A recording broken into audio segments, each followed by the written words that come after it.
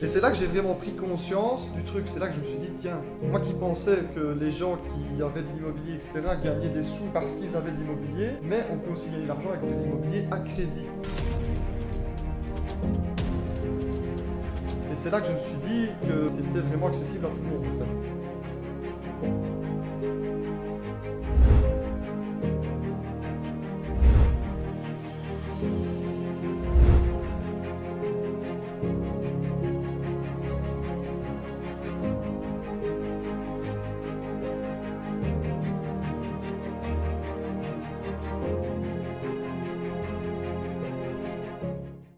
Donc voilà, pour les personnes qui ont l'habitude de nous suivre, notamment sur le groupe Facebook, vous avez sûrement aperçu Christophe puisqu'il a cette bonne habitude de répondre très vite aux gens qui ont des questions bien spécifiques sur l'immobilier. Aujourd'hui, on va voir comment il s'est constitué toute cette connaissance qu'il vous partage avec plaisir. Donc voilà, Christophe, est-ce que tu peux m'expliquer un peu d'où vient cette passion envers l'immobilier? Donc voilà, je me présente, moi c'est Christophe Engelskirchen de Prometheus. Donc voilà, ici c'est vrai qu'on m'a pas beaucoup vu encore dans les vidéos, donc là je vais un peu expliquer d'où je viens et comment j'en suis arrivé à ce que je suis aujourd'hui. Voilà. Donc en fait, il faut savoir que j'ai commencé l'immobilier il y a 8 ans. Quand j'ai commencé l'immobilier, c'était pas du tout dans un but d'investir ou quoi que ce soit de tout ça. C'était vraiment acheter une maison comme n'importe qui aurait acheté une maison. Voilà. Sauf que en fait, quand j'ai acheté cette maison, ben c'est assez marrant. C'est comme si l'investissement m'était destiné. Parce qu'en fait, j'ai acheté une maison divisée en 5, mais qui était renseignée à l'urbanisme pour un logement. Donc voilà, j'achète ma maison, tout se passe, et une fois que les actes sont passés, etc., j'ai reçu un courrier. Comme de quoi, en fait, au moment, un urbanisme, où ils se sont renseignés sur le nombre de logements, ils se sont trompés dans le nombre de logements, tout simplement en se trompant d'adresse. Donc eux, il faut savoir qu'il y a plusieurs codes postaux à Verviers. Ils avaient simplement mis chaussée de Theux numéro 10, 4800 Verviers, et en fait c'était à Euzy. Donc c'était normalement chaussée chaussée de Theux, pardon, 10 à 4802 Euzy. Ah. Et donc en fait ils se sont rendus compte qu'il y avait 4 chefs de ménage avant 94. Donc en fait 94 c'est la date où il fallait des permis pour les divisions de biens. Donc tout ce qui a été divisé avant 94 sans permis est réglementé. Donc il faut retenir ça. Et ici donc en fait on m'a dit qu'il y avait bien 4 chefs de ménage, que je pouvais garder 4 logements. Et en gros je pouvais un peu la diviser comme je voulais, vu qu'au ce temps-là il n'y avait pas de plan, il n'y avait pas de plan d'urbanisme. Donc voilà. Donc moi vu qu'il y en avait 5, j'ai vu qu'il y avait 2 petits appartements. Et ce que j'ai fait simplement, c'est que j'ai rassemblé ces deux-là. Comme ça, j'avais, vu que j'en avais déjà 3 qui étaient plus ou moins 80 à 90 mètres carrés. Ah ouais. Même je crois qu'il y en avait qui faisaient 120 mètres carrés. C'est correct. Ouais, il y en a qui sont à 120 mètres. Et donc là, j'avais 4 beaux appartements. Top. Et donc voilà, donc quand j'ai commencé à rénover ces appartements-là, ça m'a pris du temps. Parce que c'était le début. Au début, on apprend. Hein. On apprend, on ne connaît pas encore tout ce qu'on sait maintenant. Sinon, ça aurait été beaucoup plus vite. Mais voilà, à l'époque, je connaissais vraiment aucun... Je savais pas encore c'était quoi les bons matériaux de rénovation, je savais pas encore... je connaissais pas encore les bons entrepreneurs qui sont sérieux, qui sont rapides, etc. Donc voilà, on travaillait un peu avec des hommes qu'on connaissait, des connaissances, des cousins, des choses comme ça. Ça m'a pris 2 ans. Sauf que je les ai fait un par un. Donc j'en ai rénové 2, et quand je les ai mis en location, j'ai vu que ces 2 appartements me payaient le crédit. Donc voilà, je me suis dit, voilà, jusque-là... Si même j'arrête maintenant, la maison se paye, ce sera pour plus tard, tant mieux. Mais si je rénove les 2 autres, j'aurai 2 loyers en gros qui tomberont dans ma poche. Et c'est là que j'ai vraiment pris conscience du truc. C'est là que je me suis dit, tiens, moi qui pensais que les gens qui avaient de l'immobilier, etc., gagnaient des sous parce qu'ils avaient de l'immobilier, mais on peut aussi gagner de l'argent avec de l'immobilier à crédit. Et c'est là que je me suis dit que c'était vraiment accessible à tout le monde en fait. Parce que les banques prêtent pour de l'immobilier depuis des années et n'importe qui avec une bonne situation financière peut faire des crédits. Donc voilà, après ça, là une fois que j'ai eu la prise de conscience, après il y a eu toute une période de formation. Donc là j'ai pas de suite enchaîné les achats, je me suis vraiment préparé à... J'ai tout décortiqué sur internet, j'ai réfléchi, je me suis dit tiens... Comment pouvoir aller vite, comment pouvoir aller vite, enchaîner les achats, comment optimiser les connaissances pour pouvoir, en gros, parce que bon, je savais que j'avais acheté une maison, mais je me dis, voilà, si je veux vraiment devenir rentier, si je veux vraiment gagner de l'argent avec l'immobilier, il faut pas s'arrêter là. Donc, voilà, et ce qui était important aussi, c'était d'apprendre comment est-ce que je veux dire, emprunter sans apport. Ouais. Parce que le frais, c'est quoi? Vous vous dites, voilà, j'ai pas d'argent de côté, comment est-ce que je vais aller à la banque, j'ai pas d'argent, comment je vais acheter de l'immobilier? En fait, il y a des astuces, il y a des stratégies pour pouvoir emprunter, donc les frais de notaire, les travaux et tout. Et c'est là que ça devient très intéressant parce que on peut faire donc, l'effet de levier, ce qui veut dire que vous utilisez la dette pour faire des rentrées d'argent. Et donc voilà, donc à partir de là, on a vraiment optimisé. Moi, ce que je m'étais dit à l'époque, comme en fait, je m'étais donné un challenge comme ça pour me former, c'était de rencontrer des personnes, des investisseurs de renommée, donc des investisseurs à succès et des investisseurs surtout qui avaient fait leurs preuves. Donc voilà, je visais des personnes qui avaient minimum 40, 50 appartements, des connaissances à mes parents, j'avais mon oncle aussi qui est dans l'immobilier, etc. Enfin voilà, soit. Et j'allais chez eux, où je m'arrangeais pour souper un jour avec eux, etc. C'est souvent des personnes qui aiment bien échanger leurs connaissances, etc. Donc facilement, quand on commence à s'intéresser, on trouve facilement des personnes, bon, voilà, il faut sortir de chez soi, mais on trouve des personnes qui sont prêtes à échanger leurs connaissances. Et là, ben voilà, le fait de rencontrer ces personnes, j'en ai rencontré 1, 2, 3, puis 4, puis j'en ai rencontré plusieurs, puis après je prenais chaque fois que j'allais chez quelqu'un, je prenais des notes, comment il en est arrivé là, son parcours, comment il a pu vite créer un gros patrimoine, etc. Et quand j'ai vu toutes ces personnes, ben, je me suis dit, voilà, j'ai essayé de voir ce que je pouvais retenir de chacun, et essayer de faire en gros un gros package avec tout ça, et vraiment optimiser au maximum avec les connaissances de tout le monde que j'avais pu rencontrer, quoi. Et grâce à toute cette formation, auto-formation, on va dire, en allant voir les bonnes personnes, aujourd'hui tu en es où? Voilà, donc comme je te l'ai dit au début, ça n'a pas été spécialement très vite. Donc voilà, la première bien, j'ai mis 2 ans pour acheter, rénover, pour mettre tous les locataires en place, etc. Ensuite, il y a eu la période où je me suis formé, ça a pris 2-3 ans. Puis là, bon voilà, quand j'ai commencé, ça a été vraiment le déclic. J'avais toutes les connaissances, j'avais tout ce qu'il fallait.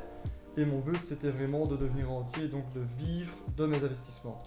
Et pour ça, il fallait enchaîner. Je voulais devenir rentier et je voulais devenir rentier rapidement. Voilà.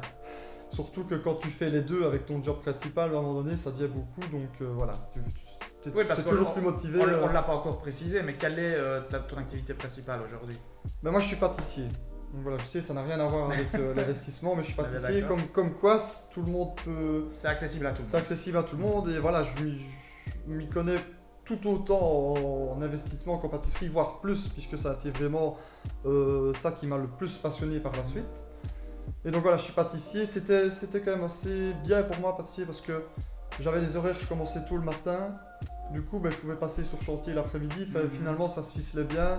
J'avais un CDI de longue date, donc à la banque c'était une certaine sécurité, donc je pense que mon métier plus mes investissements, les deux faisaient bien la paire, quoi.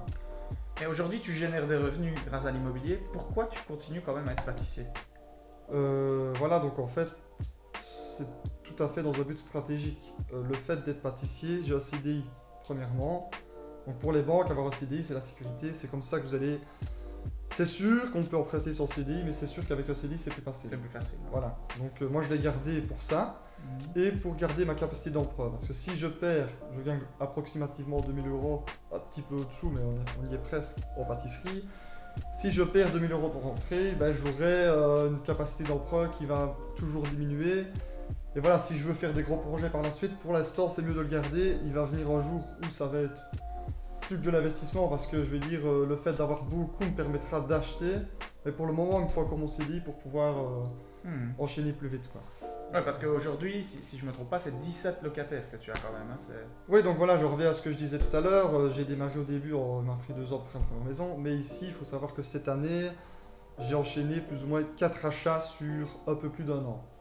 Donc voilà, évidemment maintenant on a les connaissances pour emprunter sans apport, donc c'est beaucoup plus facile, puisque une fois qu'on a acheté une maison, on n'a pas besoin de se refaire pour acheter une suivante. Et puis on commence à connaître tous les petits filons, etc. Moi j'ai une bonne connaissance, maintenant je connais les bons entrepreneurs du coin, donc je sais les personnes sérieuses, je sais que des personnes sérieuses qui... Ça va vite, quoi. Quand Ça va très vite, j'achète bien, on met les ouvriers, ils font une totale rénovation, on essaye que ça se finisse dans les 4 mois. Évidemment, si on a un permis de division, etc., ben, on attend d'avoir le permis, mais on essaye que ça aille très vite. Et donc voilà, donc maintenant, avec toutes les connaissances et tout ce qu'on a pu apprendre sur le tas et optimiser sur le tas, ben, on en est là, quoi. Et j'imagine que plus tu vas avancer, plus il y aura d'achats par an. Là, tu me parles de 4 achats. J'imagine qu'en 2021, l'objectif est de faire plus que 4 achats. Voilà, ben, mon objectif 2021, je vais pas dire que c'est de me calmer, mais bon voilà, je suis déjà à 4 achats, là je commence à être bien. Maintenant, bon voilà, on est justement sur les projets avec l'équipe Prometheus, donc là certainement qu'on va ralentir pour se donner à fond dans le projet Prometheus. Mais voilà, j'aimerais bien me tester au crédit par reconstitution. Ça, c'est un de mes objectifs 2021. On a déjà 2 achats prévus où je vais signer les actes en janvier, un autre où je vais signer les actes en mars. Oui, c'est ça. Donc voilà, j'ai déjà beaucoup de projets en cours. Donc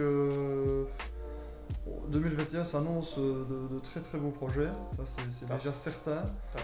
Et voilà, donc le crédit par reconstitution, je ne sais pas si... On en parlera peut-être dans une autre vidéo, voilà, on en parlera plus tard, mais en tout cas c'est un très très bon effet de levier. Et voilà, j'ai découvert ça il n'y a pas longtemps, comme quoi on en découvre tout le temps plus, et je vais me... Voilà, c'est un des objectifs.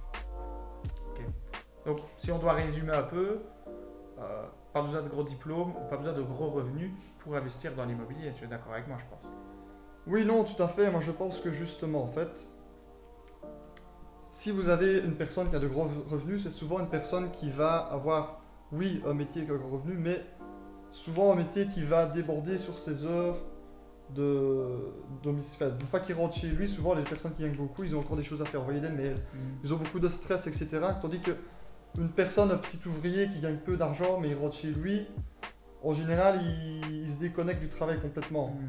Il ne retire pas son travail chez lui et il aura beaucoup plus de temps au final pour l'immobilier. Donc pour moi, il vaut mieux justement avoir un petit job sur le côté pour avoir un CDI pour investir, mais qui laisse du temps aussi parce que bon, malgré tout, ça demande du temps. Ça demande du temps. Surtout au début parce qu'au début, on a du mal à déléguer, donc au début, ça demande beaucoup de temps. Par la suite, ça prend tout le temps moins de temps parce qu'au final, on apprend à déléguer et en fait, c'est plus un travail de superviseur.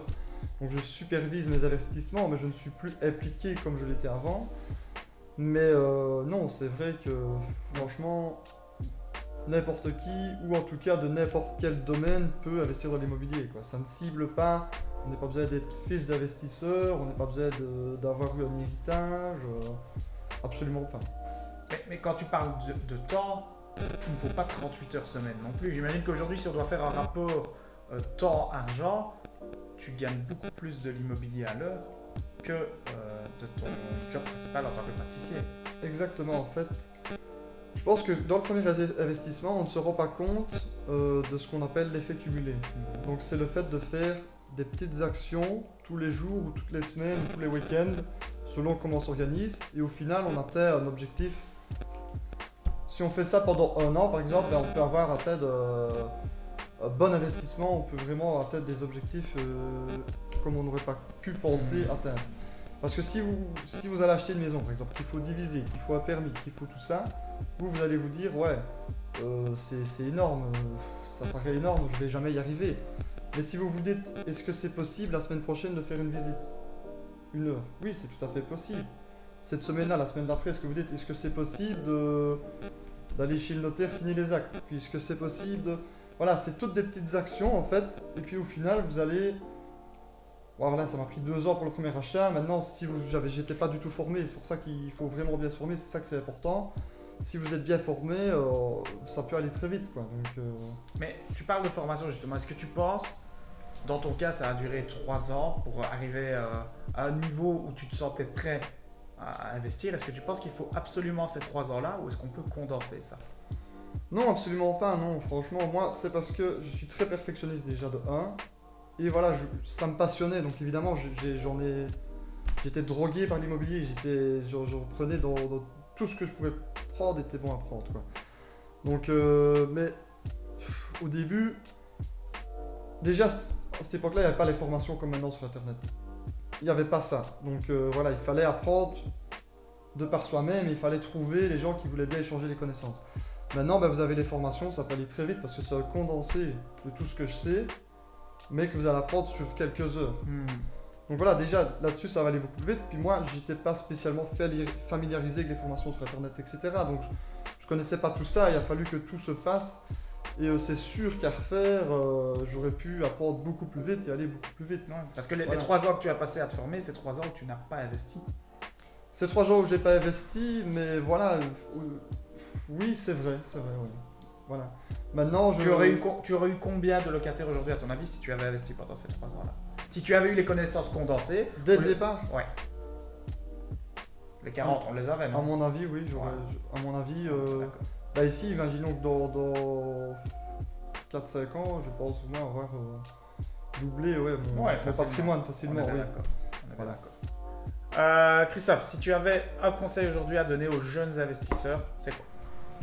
Si je devais donner un conseil donc, aux personnes qui se lancent dans l'immobilier, c'est vraiment de se former. C'est ce qui va faire que vous allez pouvoir passer vite à l'action et apprendre très vite. Et d'ailleurs, vous avez notre e-book. Vous trouverez le lien dans la description.